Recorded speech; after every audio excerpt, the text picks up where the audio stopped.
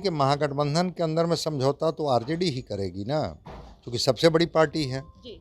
कांग्रेस को भी करनी होगी, क्योंकि कांग्रेस को भी 70 सीटें नहीं मिलने जा रही है।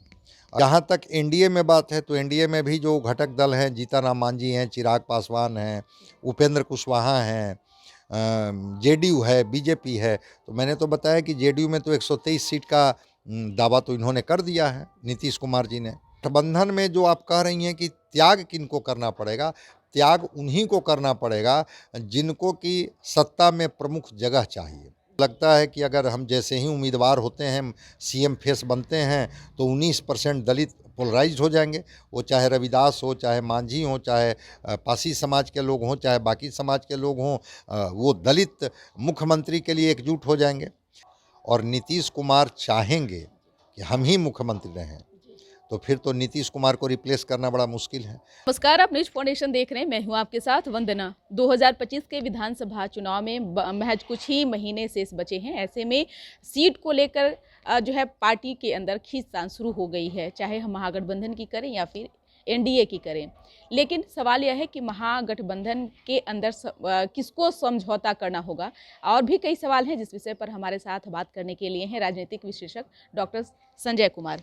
सर, कैसे देखिए कि महागठबंधन के अंदर में समझौता तो आरजेडी ही करेगी ना, क्योंकि सबसे बड़ी पार्टी है। जी। कांग्रेस को भी करनी होगी, क्योंकि कांग्रेस को भी 70 सीटें नहीं मिलने जा रही है।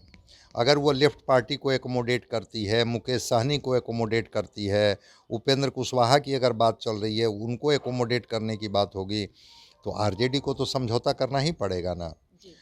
और होता है चुनाव के समय में कई गठबंधन के साथी इधर से उधर होते हैं, जी। तो जो बड़ी पार्टियां होती हैं उनको कॉम्प्रोमाइज़ करना होता है। तो देखते हैं कि क्या 150, 143, 140 कितनी सीटों पर ये लड़ते हैं। बात तो चल रही है कि आरजेडी 143 पर लड़ना चाह रही है और 100 सीटें अपने गठबंधन के साथियों को देना चाह रही है।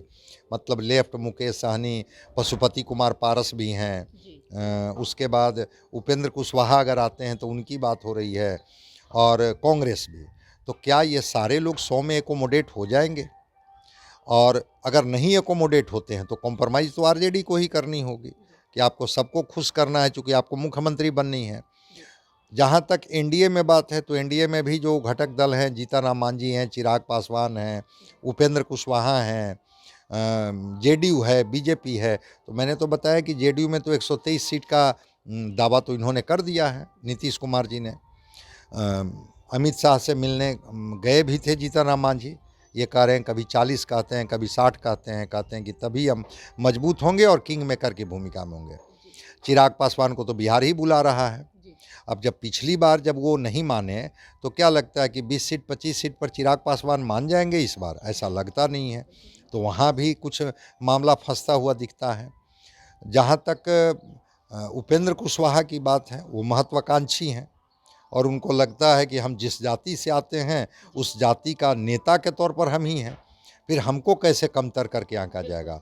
हमारे हिस्से में भी तो एक सम्मानजनक सीटें मिलनी चाहिए। तो उस स्थिति में बीजेपी को कॉम्प्रोमाइज़ करना होगा वहाँ पर, क्योंकि बीजेपी थोड़ा बैकफुट पर जाकर के भी समझौता करते रही है। अब जेडीयू कितने पर खुश हो जाएगी, ये लोग जो गठबंधन के लोग हैं ये कितने पर खुश हो जाएंगे, ये तो देखने वाली बात होगी कि कितनी सीटों पर ये लोग दावेदारी करते हैं। लेकिन हाँ, इतनी बात ज़रूर है कि दोनों गठबंधनों में अभी सीटों को लेकर के एक दबाव तो है, और कब कौन किस वक्त निकल जाएंगे। अब जैसे मुकेश सहनी को पिछली बार 11 सीटें दी थी एनडीए ने, यहाँ आरजेडी में वो 60 सीट मांग रहे हैं। कहाँ से 60 सीट उनको दिया जाएगा अगर 143 पर आरजेडी लड़ेगी तो? भाई 29 सीट तो पिछली बार ही आपने सीपीआई को दिया, 70 कांग्रेस को दिया, तो ये कांग्रेसी और वो दोनों मिला के 100 सीट हो जाते हैं। फिर अगर पशुपति कुमार पारस को एकोमोडेट आपको करना होगा, उपेंद्र कुशवाहा को एकोमोडेट करना होगा, तो मैक्सिमम 8-9 सीटें मिलेंगी। हो सकता है कि मुकेश सहनी फिर इस पाले में आ जाए कि चलिए वहाँ मंत्रिमंडल में जगह मिल सकती है, केंद्र में कहीं स्पेस हमको दिलाया जा सकता है, राज्यसभा भेजा जा सकता है। तो नेताओं की महत्वाकांक्षा, वो जो कहते हैं ना कि कहीं पर निगाहें और कहीं पर ये, तो वो लोग अलग अलग रखते हैं। जैसे कि उनकी नज़र कहीं और रहती है और वो लक्ष्य कहीं और भेदने की तलाश में रहते हैं, और एक बार्गेनिंग तो चलता ही है। कि देखिए वो गठबंधन हमको इतनी सीटें दे रही है, अगर आप नहीं दीजिएगा तो। यही तो हुआ 2020 में। नीतीश कुमार को संयोजक बनने को लेकर के जो सवाल हो गए, नीतीश कुमार को सीटों को लेकर के सवाल हो गए, बीजेपी ने कहा कि आइए आपको सम्मानजनक सीटें देंगे, और सम्मानजनक सीटें मिली और नीतीश कुमार फिर एनडीए गठबंधन में आ गए और आज केंद्र में एनडीए की सरकार है। तो मुकेश सहनी के बारे में ये बोल भी चुके हैं दिलीप जायसवाल कि वो उनसे हमारी बात हुई है।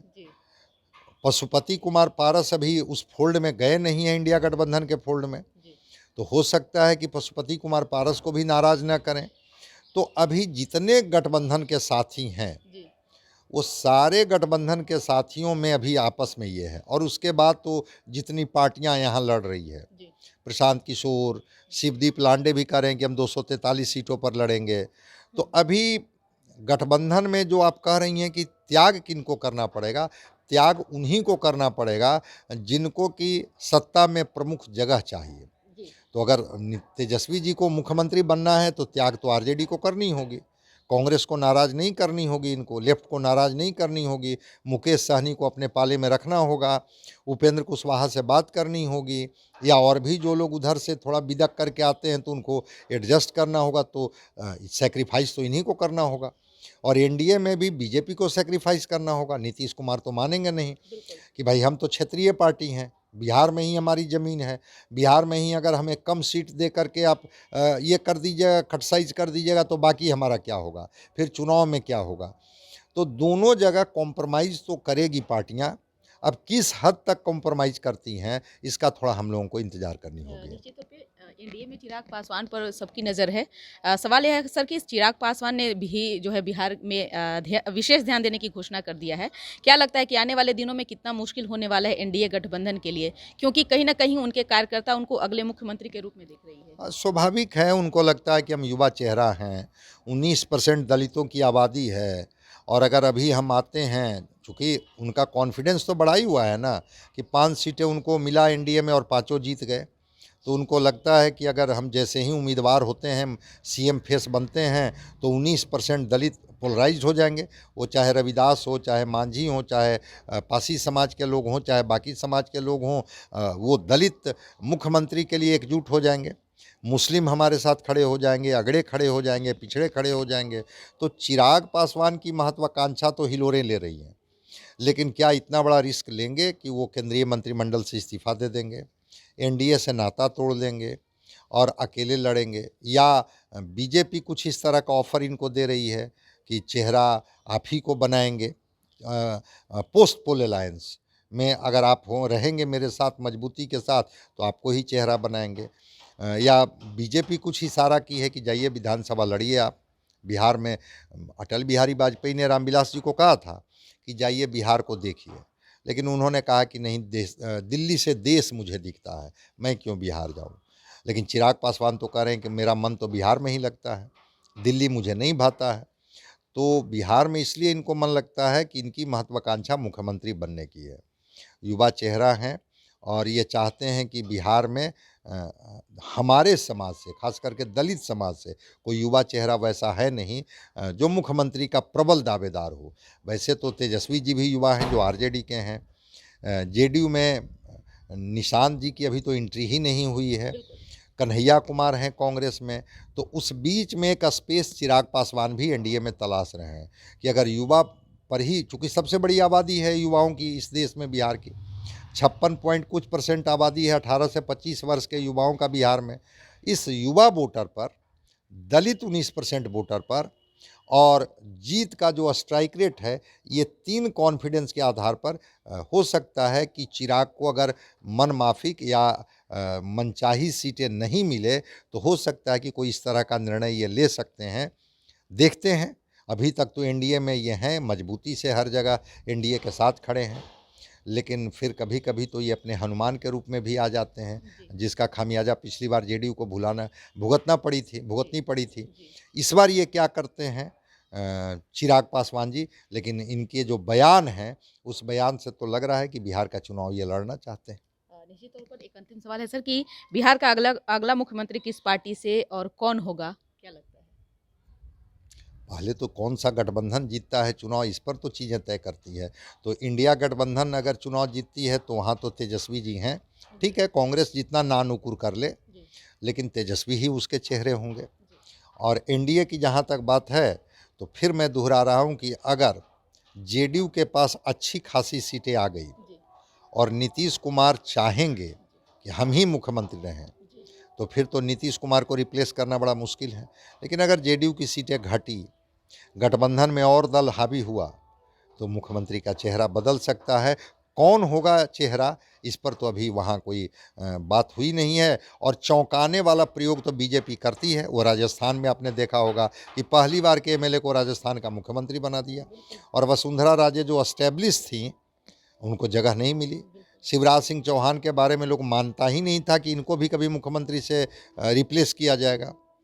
तो बीजेपी चौंकाने वाला प्रयोग करती है। आ जाने दीजिए परिणाम, उसके बाद हम लोग चेहरे की बात करेंगे। बहुत बहुत शुक्रिया सर बात करने के लिए। देखिए अभी तक सर से जो जितनी भी बातें हुई उसमें अभी पार्टी के अंदर खाने में क्या खिचड़ी पक रही है उस पर से सर ने जो है सस्पेंस से पर्दा उठाया। लेकिन सवाल सबसे बड़ा यही है कि अभी बिहार के अगला मुख्यमंत्री कौन होगा, ये आगे आने वाला भविष्य ही तय करेगा। महागठबंधन की बात करें तो तेजस्वी यादव वर्तमान में चेहरा है, लेकिन एनडीए की ओर से अभी तय करना मुश्किल है। अपना ओपिनियन कमेंट बॉक्स में जाकर जरूर दीजिएगा। धन्यवाद।